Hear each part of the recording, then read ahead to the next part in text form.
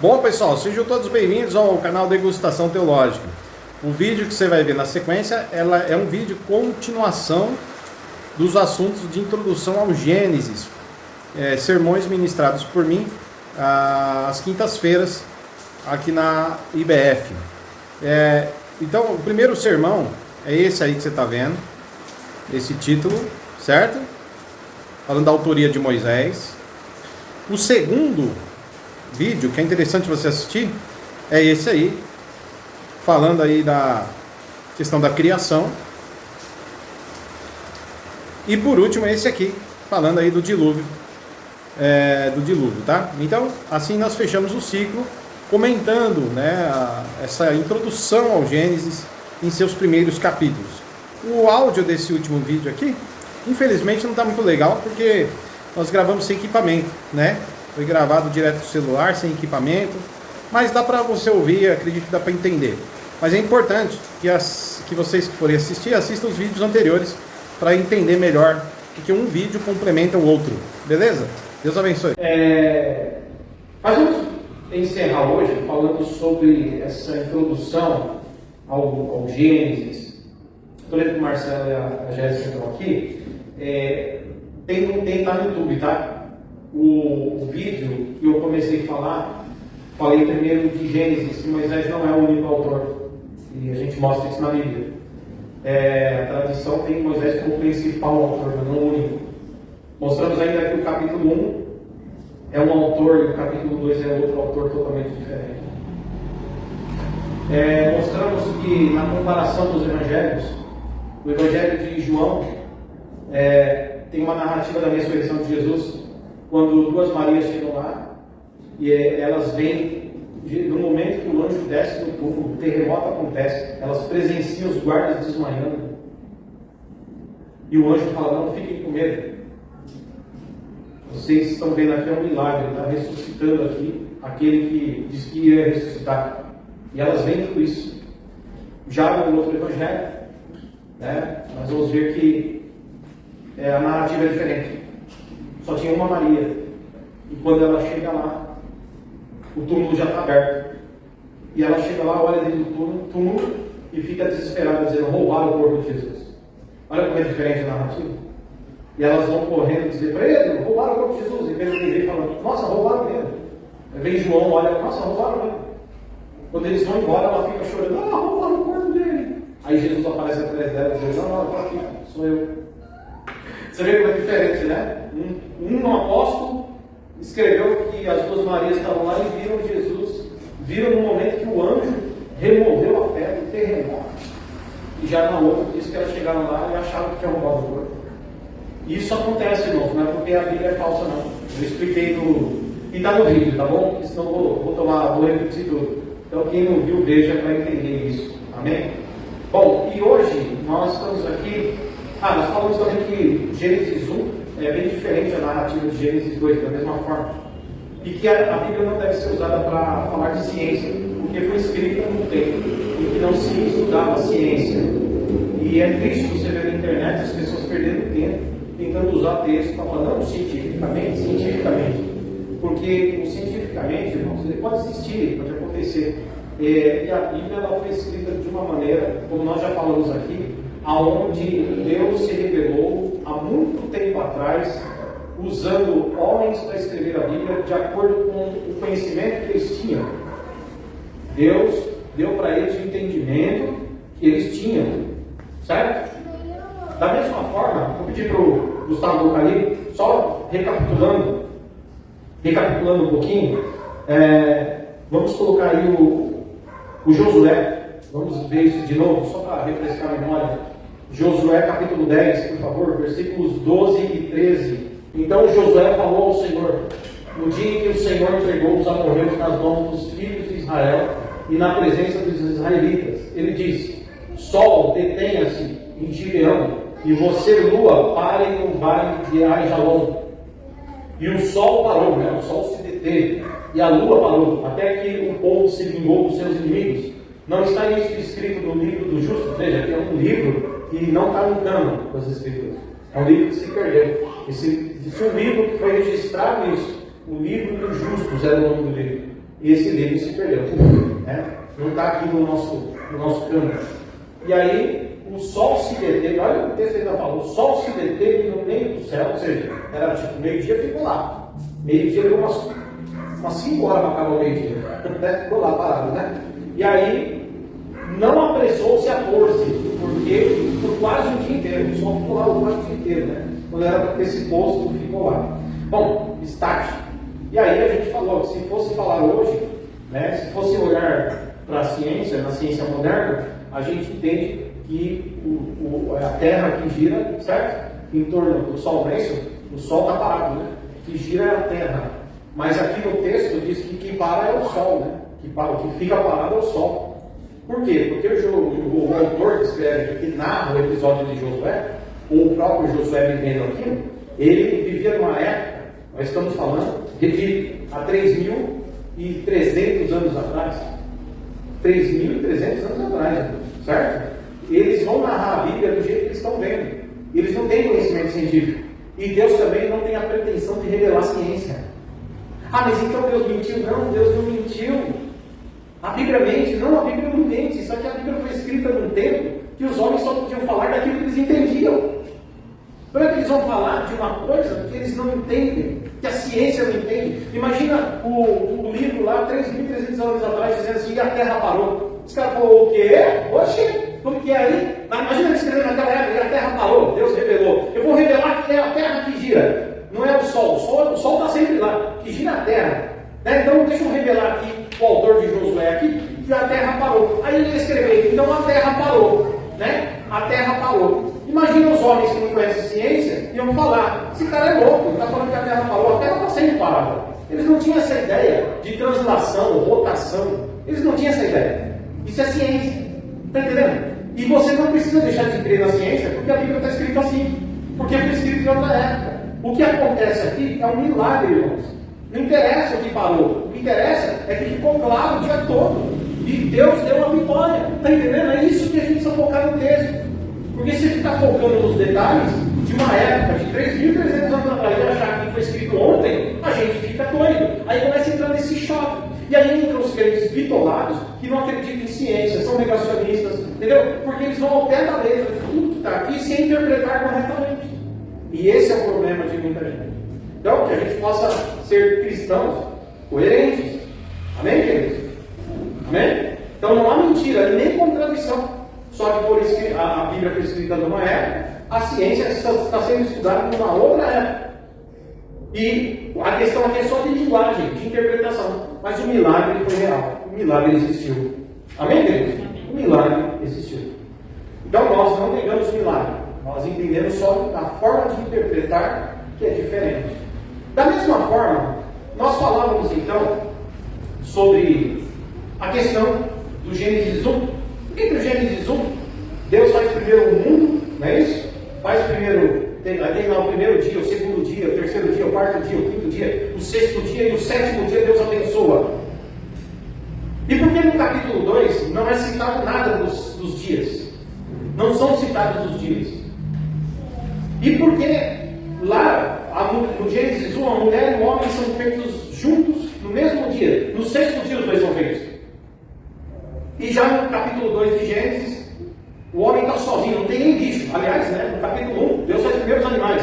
No capítulo 2, Adão estava sozinho, não tinha nem animal. Estava sozinho no mundo. Ele queria ver uma arara, não existia arara. Queria ver um peixe, mas não existia o peixe. Não tinha nada, era só ele no mundo. Aí Deus, olha, não é bom que o homem esteja só. Não é bom que o homem esteja só. Então ele faz os bichos. Depois que faz os bichos, o Adão fala, tem bicho, mas não tem mulher, não tem ninguém que seja como eu. Aí Deus põe um sono nele e tira as costelas, na verdade, ele tira uma das costelas, e faz a mulher.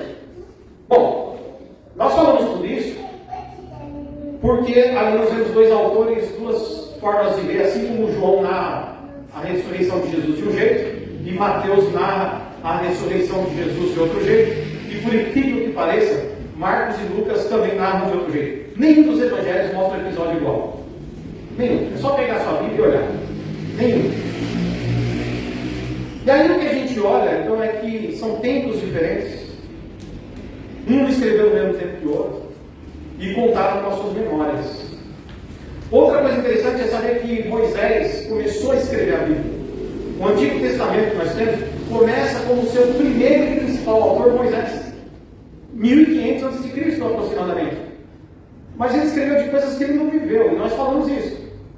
Então como é que ele escreveu? Ele escreveu por 3 motivos. Já tinham algumas coisas escritas antes dele, por exemplo, Gênesis capítulo 5, fala que tem um livro que conta a história dos homens que viveram antes de Abraão.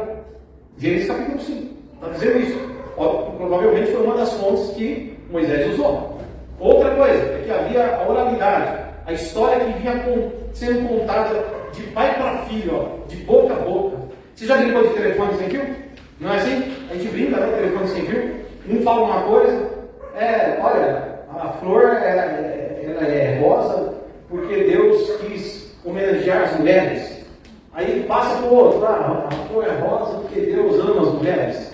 A rosa, a mulher chama rosa porque Deus vê a mulher como flor, já virou tudo. Quando chega lá, fala assim, olha, a irmã Rosa disse que precisa comprar mais uma flor. Sabe, mais ou menos. Aí no final do telefone sem fio, sabe que tem o rosa, sabe que tem a flor, mas a mensagem já não é tão igual. Mas tem uma verdade, tem a rosa na história.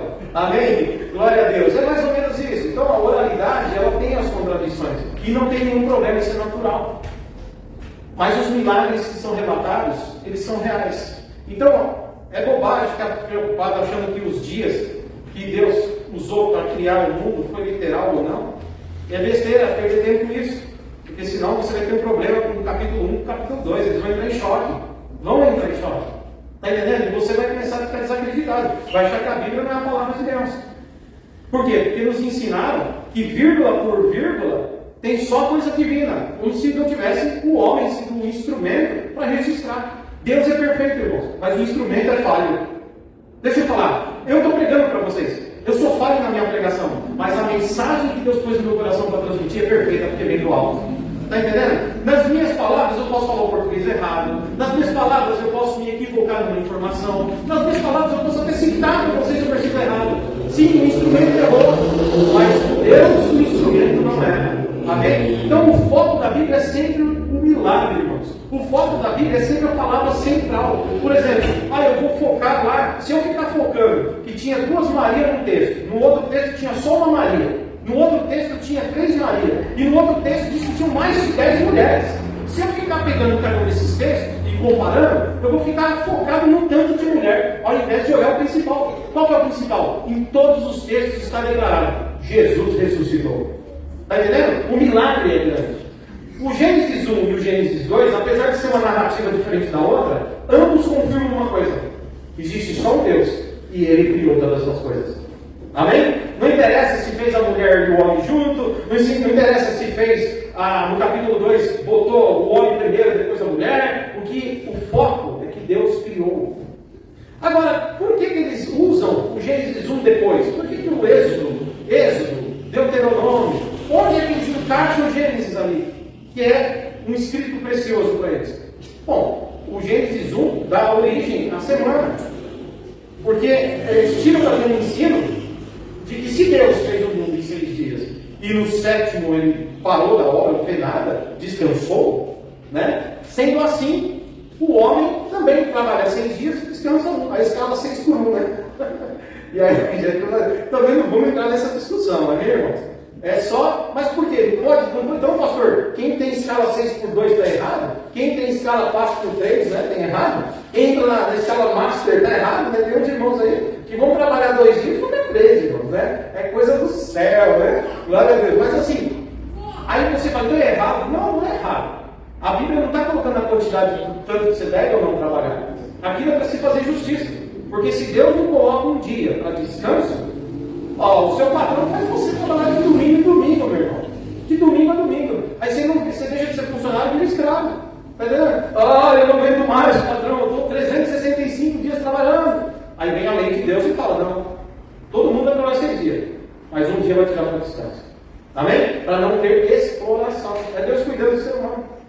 E outra coisa. Também é para se lembrar de santificar aquele dia ao Senhor. Para que você lembrasse que o trabalho e a saúde que você tem para trabalhar os 6 dias é Deus que dá. Então você agradece a Ele por tudo. Amém, queridos? É por isso, esse é o ensino. Então as pessoas não devem ficar presas nos detalhes, mas no fundamento da palavra, por que ela está ali? Outra coisa importante é que lá no capítulo 2, qual que é o importante ali? Né? Nós falamos até de Levítico, não é isso? Levítico 18, quando Deus proíbe lá na lei que os homens se unam a outros homens para ter relação. E que também não se unam a animais, que Deus proíbe. E aonde eles tiram isso? De onde eles tiram isso no livro de Levítico? De onde eles tiram essa ideia? Essa não é uma ideia tirada do nada.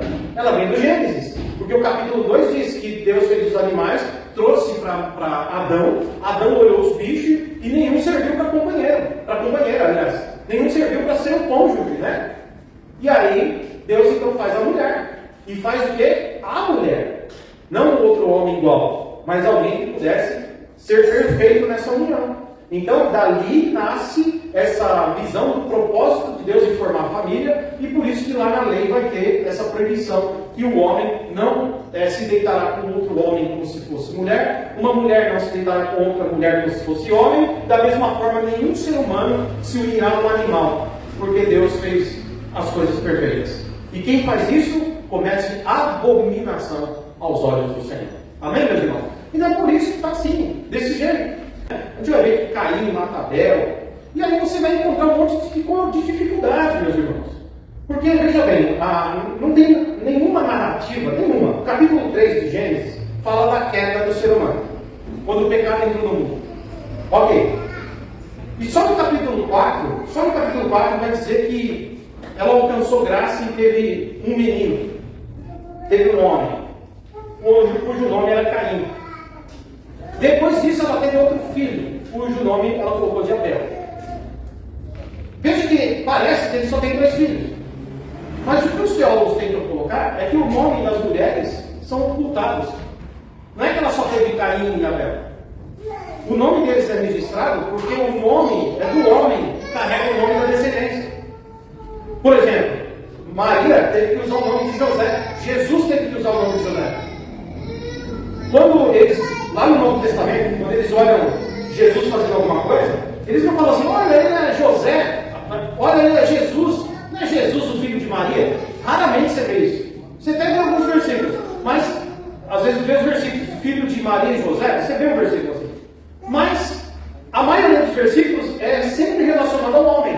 Não é esse o Jesus de Nazaré, filho de José o carpinteiro? Por quê? Porque é o homem que mantém a história da família. Até pouco tempo, lembra-se que há 30 anos atrás, quando você ia casar, 30, 40 anos atrás, quando você ia casar, era obrigatório que a mulher levasse o nome do marido, né? Não sei se era obrigatório, mas era muito comum. Eu não lembro se era uma exigência, mas no cartório ninguém te dava a mesma opção, não é verdade? Né, Gil? Quando a gente foi no cartório, não tinha a mesma opção. Aí você chegava no cartório e o nome do marido, o sobrenome do homem que entra no nome da mulher. Era assim, agora, tempos modernos, né, irmão? Tudo vai mudando. Agora é o homem que põe o nome da mulher, a mulher que leva o homem que leva o sobrenome da mulher, né? E tá tudo assim. Então mudou muito, as coisas estão mudando, né? Mas até então, era o nome e o sobrenome do homem, quando casava, que ia para a esposa. Isso vem do quê? Vem de uma geração de um patriarcado, aonde é o homem, o nome do homem, que leva à frente. Por isso que o nome de Maria muitas vezes é ocultado aqui, e o nome de José entra. Mas José nem era pai dele de verdade, né? José era pai adotivo. E Jesus nasceu da Virgem Maria por obra do Espírito Santo. Ele não tinha um pai biológico, mas o nome que entra aqui é o nome de José. Porque para que Jesus tivesse um nome válido na sociedade, tinha que ser o nome do homem. Tá certo? Agora, isso é costume, tá, irmão? Não quer dizer que Deus está nisso. Não, isso é um costume. Deus trabalha com os costumes. Amém? Deus fala a nossa língua, para a gente entender. Bom, talvez seja a mesma coisa porque não são citadas as mulheres que a mulher teve com Adão. Certo? É possível que não tenha sido citado por isso. Por isso que só o nome dos homens são citados. Porque é o homem que vai ser o responsável pela geração. E não as mulheres. Certo? Então é uma possibilidade. Mas o texto deixa isso claro? Não! O texto não deixa. Isso é especulação do teólogo. O texto não fala nada. O texto diz que ela teve um filho chamado Caim, depois teve outro filho chamado Abel, e aí o texto mostra que Caim ficou com inveja de Abel, Caim mata Abel, certo? E depois ela vai ter um outro filho para substituir o Abel. Ela fala, no lugar de Abel, Deus me deu um outro filho e põe o nome dele de Sete. Certo? Essa é a história. Mas quando Caim mata Abel, vocês percebem o que acontece? Caim mata Abel. E ele provavelmente ele era lavrador da terra. Ele trabalhava jogando semente na terra. Então ele plantava. E quando você planta a semente, nasce o quê? Nasce uma flor, né? Nasce uma árvore, nasce alguma coisa que a gente chama de vida. Semente, a ideia de semente, de sêmen.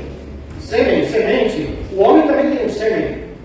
Quando você planta o sêmen na mulher, nasce o quê? Vida. Gera vida. Pois é, aquele dia, ele abriu um buraco no chão e plantou o cadáver do irmão dele. Pela primeira vez no chão é semeada a morte.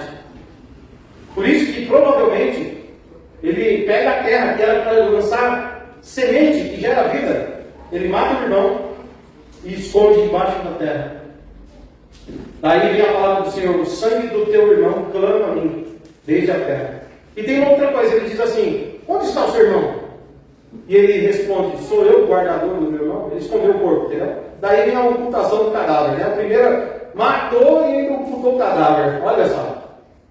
Aí, meus irmãos, Deus expulsa ele e diz: a partir de hoje você nunca mais vai lavrar a terra. Eu te chamei para gerar vida na terra, para plantar coisas na terra que geram vida.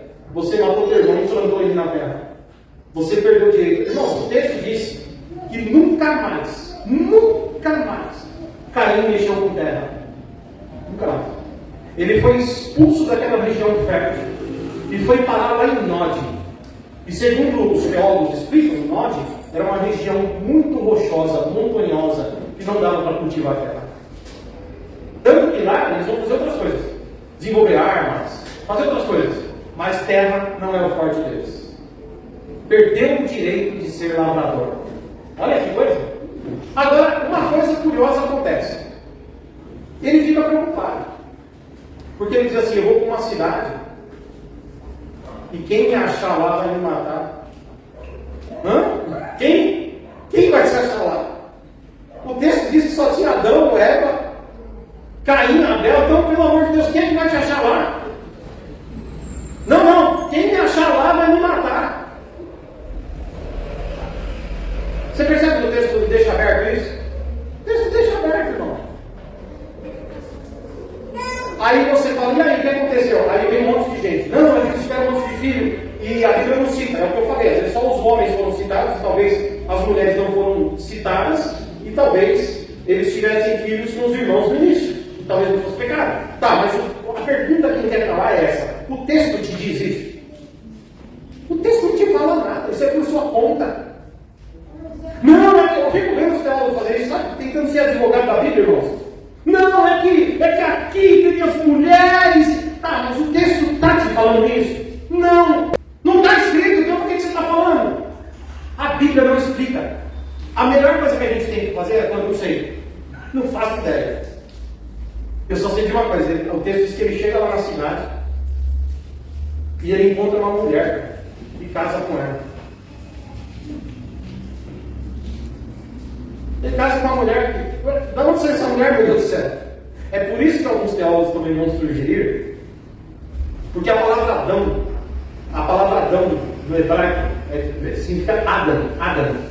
Tem até o Adam, no grego é o Adão, viu? Adam significa humanidade, ser humano, gênero homem. E essa palavra é derivada de uma outra palavra chamada Adamá. Adamá significa vermelho de argila, significa que o homem foi tirado da terra. Então alguns teólogos sugerem que o nome Adão, é que Deus teria feito a humanidade, e não um único homem, mas seres humanos, entendeu? E que um desses homens, teria pecado, e o pecado entrou no mundo por conta de um, e o pecado de um só condenou todo o grupo. É igual no exército. Quando Quando um soldado falha, o pilotão paga 100. E o exército sempre ensinou disciplina. Então, um falhou, todo mundo paga. Por isso que havia essa ideia até de unidade, né? Para ninguém deixar ninguém para trás. Esse acho que era o ensino, ninguém fica para trás. E todo mundo é responsável pelo seu próximo. Beleza? Assim haveria um trabalho em equipe. Porque se formar guerra, alguém pode morrer por causa de você. Então você esteja atento para cuidar do grupo. Assim ninguém morre. Tá certo? Acho que esse é o ensino. Bom, mas seja como for, irmãos, eu estou trazendo esses textos aqui, porque, mas pastor, você está falando isso numa igreja, né? Se eu não falar aqui, o cara lá de fora vai te falar. O cético, o ateu, o que não crê na Bíblia, ele vai te enquadrar com esse texto. E você vai falar o que para ele? Na minha igreja ensina a Bíblia, menos isso? Mas isso é Bíblia. Isso aqui é Bíblia, irmãos. O problema é que as igrejas de hoje pegam textos e vão só para o texto confortável. As igrejas lotadas, vem aqui, toma tua bênção, toma tua posse. Mas pergunta para ele, manda ele abrir Gênesis 3 e 4 e explicar. Jamais eles entram nesses assuntos. Mas o mundo vai te impressionar. Quando você for conversar com alguns amigos, se eles leram pelo menos um pouquinho, eles vão pegar isso aqui, ó, e vão apertar você na parede. Que resposta você vai dar? Amém, queridos? Então vamos pensar sobre isso. O fato é que pode ser uma das explicações, pode ser, o texto não diz. E as mulheres, eles tinham mulheres, por que isso? Porque Gênesis 1, Deus faz o homem e a mulher e diz para eles: sejam fecundos e tenham filhos, multipliquem-se. E Gênesis 3, quando a mulher, ela peca juntamente com o Adão, os dois pecam, comem do fruto lá que Deus tinha proibido, uma das sentenças da mulher, uma das sentenças é ter dores no parto. Significa que provavelmente ela já sabia o que era ter filhos, né? E talvez não tinha tido homem. É uma possibilidade? O texto não diz. Mas é uma forma de você tentar pelo menos explicar. Humildade. Outra coisa que você pode explicar é que talvez Deus tenha feito várias pessoas ao invés de uma só. Já que o nome de Adão significa humanidade. Homem, gênero humano. E para não contradizer Romanos 5, que diz que o pecado entrou no mundo por um só, assim Jesus, um só, tira o pecado do mundo, você vai dizer que um homem que pecou e o resto pagou o pato. São formas de tentar explicar. Até para você não entender, né, irmãos? Mais ou menos. Né? Mas vamos para o dilúvio. Porque as cidades crescem, os descendentes de Caim são terríveis. Eles são terríveis. Tem um dos descendentes de Caim que tem a violência, ele tem sangue nos olhos, irmão. Ele fala: eu matei Nero, mexeu comigo, olhou torto, matei Nero. O cara é cheio de violência. Diz o texto que assim aquele homem, né, os de Lameque, os da casa Lameque, os da casa dele, assim eles introduzem a violência no mundo. Gente do céu, assim começaram as facções e o crime organizado. Ali começou essa bagunça, né? Matando gente, roubando, matando, saqueando. Que coisa horrível. Mas, descendente de quem? De Caim, né? O assassino de Abel. Mas agora a gente chega no dilúvio, eu vou indo para o final da pregação. Não é uma pregação, é um estudo. Mas é um estudo para conscientização da igreja. Para que a gente não seja crente criança, a gente seja crente maduro. E que a gente não monte isso aqui debaixo do braço de enfeite, mas que a gente saiba lidar com os textos difíceis da Bíblia, porque tem um monte de textos difíceis. Amém? Não dá para correr deles, irmãos. Bom, agora, o que acontece é que existem discussões. Por exemplo, vamos colocar aqui, Gustavo, vamos falar do dilúvio para encerrar. Gênesis capítulo 6, versículo 15. Olha que interessante.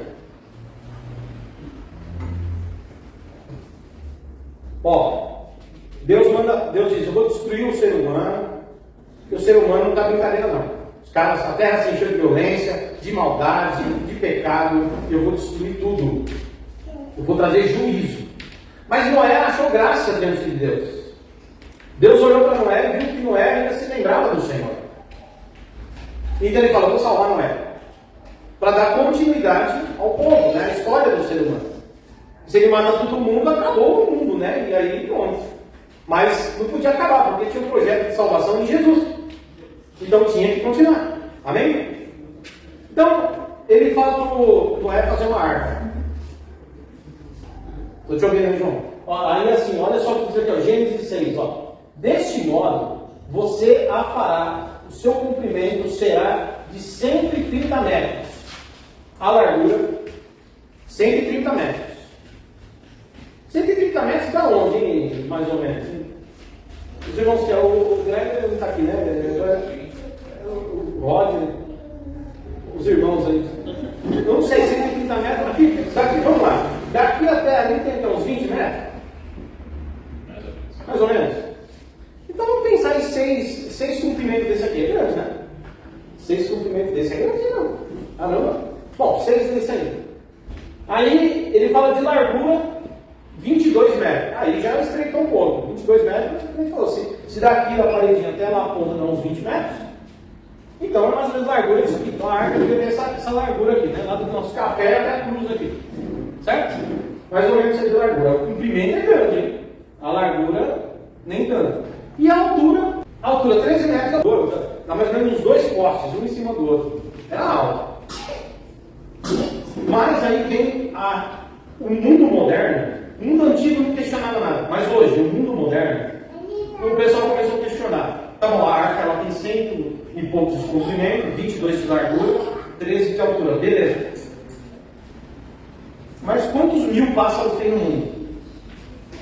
Quantos mil, sei lá, meu. Outro dia eu estava pesquisando, eu vi 20 mil espécies. 20 mil. Quantos mamíferos tem no mundo? E aí o pessoal começa, e a cabeça do arca, sei? E a cabeça do arca. Aí tem umas explicações, que os teólogos têm que dar. Pode ser que não tinha tudo isso que bicho antes do dilúvio. É possível, é possível. A gente não sabe. Tinha tantos animais antes que não existem mais, né? Entraram em extinção. Tinha o tal do mastodonte, mamute, tinha dente de sábio, tinha tanto bicho esquisito aí que a gente não sabe. Fora os dinossauros, né? Que morreram há muito tempo atrás. E o mundo, pode ser que antes do dilúvio, tem um teólogo chamado, ele é muito respeitado, sabe? Ele é o Longman Trainer III, nome ruim de falar. Mas ele escreve muito sobre isso. Ele acha que o mundo antes do dilúvio é um e o mundo depois do dilúvio é outro. Tanto é verdade que quem nasceu antes do dilúvio vivia 1000 anos, cara. 900 anos. Já depois do dilúvio, essa idade vai caindo. Essa idade vai caindo. O mundo é outro. Então o que acontece é que eles acham que o mundo pré-diluviano podia ter menos bicho. Certo? E que Deus talvez não teria salvado toda a espécie. Mas as espécies que ele disse. Pastor, é possível? É possível. Até hoje tem animal entrando em extinção, gente. Não é verdade? Então todo dia eles salvem as tartarugas, porque senão elas desaparecem. Sem dilúvio. Imagina o dilúvio. Então parece, alguns teólogos falam, Deus quis salvar os bichos. E ele quis.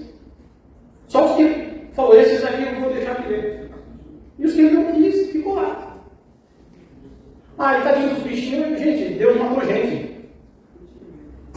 Deus matou o ser humano. Afogou os maldosos, afogaram todos nas águas. O que é então afogar um outro bicho? Certo? Então, uma das explicações é: quando vier um cara falar para você, cabe dentro da arca, você fala, não, ouve que Deus quis pôr. O que sobreviveu depois, Deus que tem aí. Mas assim, é uma explicação, beleza? Outra coisa interessante que tem a favor do dilúvio é que a arqueologia ela mostra sinais de dilúvio. Por exemplo, tem lugares que estão escavando agora, um lugar que é deserto, e encontraram fóssil de peixe. Significa que alguma coisa invadiu, ou em outra época lá tinha rio, e a geologia mudou, a geografia. Porque muda, né? Tem lugares que antes eram quentes e hoje são frios. As coisas podem mudar. Mas, ou então, são marcas do dilúvio. Certo?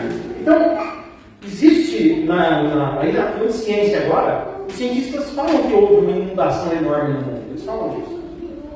Certo? Então é possível. Então, o dilúvio não é tão possível assim, não. Ele é possível. Outra coisa que se coloca é que a Bíblia diz que o mar ele encobriu as montanhas, né? Vamos colocar aí, ó, por favor, coloca na tela pra gente, Gênesis capítulo 7, versículos 19 e 20. Olha só. As águas prevaleceram excessivamente sobre a terra e cobriu todos os altos montes. Certo? Cobriu todos os altos montes, os montes que havia debaixo do céu. Próximo. As águas ficaram 7 metros acima deles. Ficou 7 metros acima do monte mais alto. E os montes foram cobertos. Agora, foi Deus que falou que foi 7 metros? Ou Noé foi medir as águas? Como é que eles mediram? Veja bem, eles foram em todos os montes e falaram, caramba, lá no Jaraguá ficou 7 metros. Mas eles não estavam no Jaraguá, eles estavam lá longe. Como é que eles sabem que subiu 7 metros em cima de todos os montes, gente? Aqui tem aquele lance da mesma coisa, que Gênesis 1 é diferente do Gênesis 2, que João, na ressurreição de Jesus de um jeito, na ressurreição de Jesus em Mateus é de outro jeito. Irmãos, vocês têm que lidar com esses desconfortos. A verdade é que o número 7 aqui não é 7 metros, irmãos. O número 7 aparece na Bíblia porque na linguagem suméria, lá de trás, e depois isso passa para todo o povo semita, para todo o povo semita. O 7 é uma expressão da totalidade. Por exemplo, Deus terminou o mundo em 6 dias e no 7º ele descansou bem sua obra. Significa o quê? Que ele, no 7º dia, tinha criado tudo que precisava ser criado. A totalidade do mundo.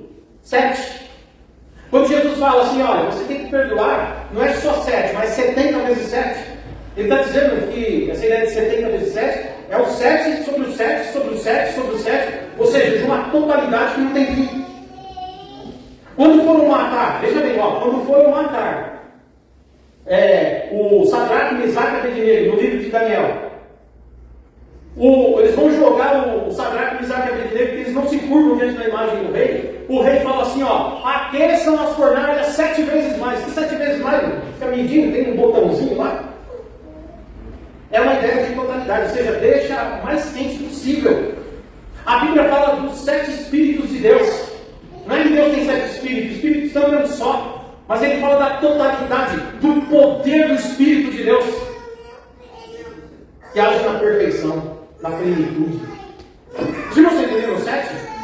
Então essa ideia de ficar aos 7 metros acima, essa ideia, irmãos, de totalidade. Tipo, a água passou dos montes a ponto de que chegou no seu limite, na sua plenitude. Está entendendo? Porque ninguém desceu da arca para medir, né? Caramba, deixa eu ver, mergulha aí, pegou um aparelho mergulhador, mergulhou no dilúvio, desceu até a montanha, e ficou medindo. Ai meu Deus, deu 7 metros. Olha por isso, irmão. A Bíblia diz que ninguém desceu da arca, só desceu depois que as águas baixaram. Não tinha como o homem medir isso aí, Deus não vai perder tempo contando para vocês. Deus tem mais o que fazer. Entendeu? Então são narrativas para mostrar naquela época que o dilúvio foi de um jeito que chegou no seu máximo. 7 vezes mais. 7 metros. Porque a altura, né? Se mede com metro, metragem. Na época era côvados. Então, aqui está em metro na nossa Bíblia, mas lá é côvados. Amém, queridos? Beleza? Estão entendendo isso aqui que eu estou falando? E aí, então, a gente vai ver que a Bíblia diz que coloca Gênesis capítulo 8, por favor, versículos 4 e 5. Gênesis 8, 4 e 5. No dia 17 do 7º mês, a arca repousou sobre as montanhas de Ararat. Isso é real, Ararat está lá, né? E as águas continuaram a baixar até o 10º mês. No primeiro dia desse mês apareceram os picos das montanhas, entendeu? Aí eles começaram a ver, olha, já tem o pico da montanha, a água está baixando. Bom, então, meus irmãos e minhas irmãs, indo para o fim, a gente vai ver aqui que o dilúvio pode, dessa forma, ter sido tranquilamente universal. Não há nenhum problema com isso. Agora, tem uma outra forma de explicar também. A pergunta é, antes do dilúvio o mundo era diferente? Ou existia mesmo a Antártida? Existia mesmo o Polo Norte? Porque se existia, dificilmente o urso polar veio andando de lá até a arca, né? Ai meu Deus, eu tenho que chegar na arca. Ai Jesus, atravessou o mundo para chegar na arca, irmão. Porque a arca estava num lugar, vocês concordam? Ela estava num lugar? Ela estava ali, naquela região ali do Iraque, ela estava ali. Certo? A arca estava ali. Tinha bicho aqui na América do Sul já, que ainda não chamava América? Devia ter, né? Ou será que só tinha mato sem animal? Não, devia ter. E os bichos daqui foram para lá como? Mesmo que não tivesse divisão, que depois do dilúvio a placa de tétano, eu ia falar, a placa da tétano, tectônica, não sei, tectônica e tal, as placas se moveram, houve uma ruptura. E eles falam que depois do dilúvio, essa forma geográfica que a gente vê é pós-diluviana. É possível? É possível. É possível.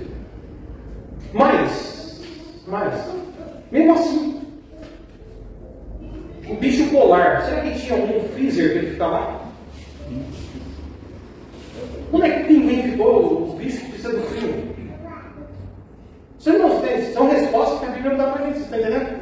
Aí vem a hipótese do dilúvio não ter sido universal, mas ter sido somente aonde tinha ser humano. O ser humano ainda não tinha sido espalhado no mundo, gente, presta atenção. Não tinha gente espalhada no mundo ainda. Ainda o povo não tinha sido espalhado na terra. Não tinha. Deus não falou para Adão e Eva: vão, sejam fecundos e povoem a terra? Pois é, quando o dilúvio veio, a terra ainda não estava povoada. E pode ser que Deus mandou água onde tinha gente. E morreu gente onde tinha gente. Mas pastor, a Bíblia diz que morreu todo o ser humano e todos os picos foram cobertos. Mas espera aí. Que tipo de linguagem a Bíblia fala quando Deus cobriu a terra de água e o mundo todo foi coberto? Que linguagem que ele está usando? Será que não é uma linguagem comum de falar do mundo aonde você conhece? Por exemplo, vou pegar um exemplo prático aqui. Coloca para a gente, por favor, Gênesis capítulo 41. Gênesis capítulo 41, versículo 57, eu vou encerrar aqui.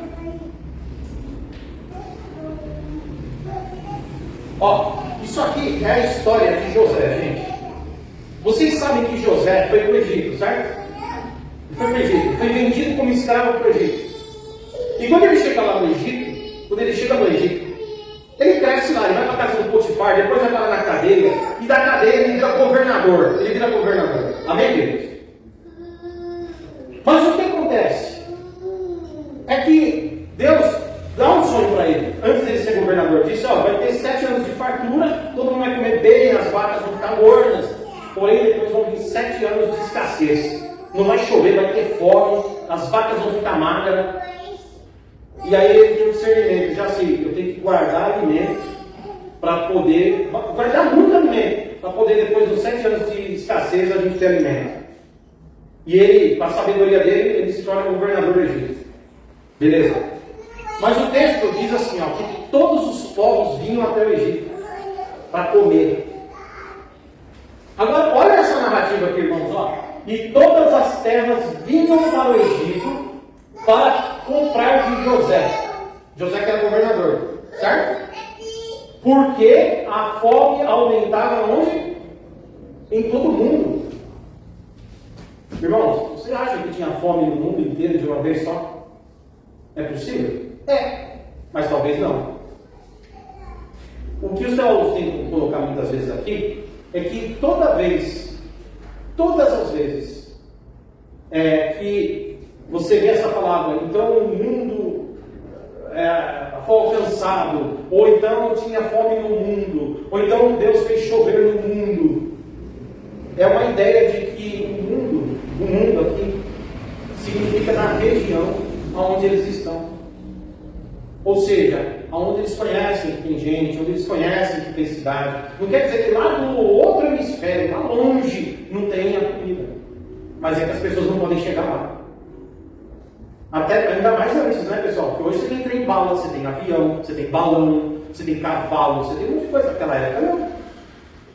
Imagina o camarada sair lá, sei lá, vamos pegar aqui, sair da China e caminhando, sei lá, até onde aí, para comer. O cara morre no caminho, não tem comida onde ele está, vai comer como para chegar lá?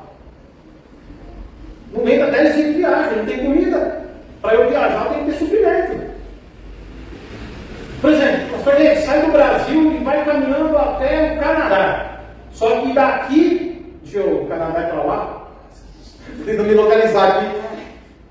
Mas imagina que você está em direção ao Canadá, você vai passar por um monte de países antes, vai. Imagina que a América Latina inteira está com fome e seca. E não tem comida no caminho. Irmãos, antes de você chegar no México, você morreu. Ainda que tenha comida no Canadá. Então, quando fala que tem fome sobre a terra, significa onde seus pés conseguem chegar. Tem fome. E o lugar mais perto para comer era o Egito. Por quê? Porque ele também tinha fome. Quer dizer, tinha seca, mas Deus tinha colocado José lá para guardar comida. Está entendendo? Talvez no Canadá tivesse comida, mas não dava para chegar até lá.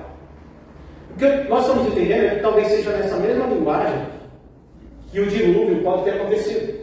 Aonde os olhos de Noé alcançavam, ele viu água. Os montes daquela região, não quer dizer que aquilo que fica no pico de Aragá alcançou, mas aonde eles estavam, e nos montes que existiam por lá, a terra cobriu.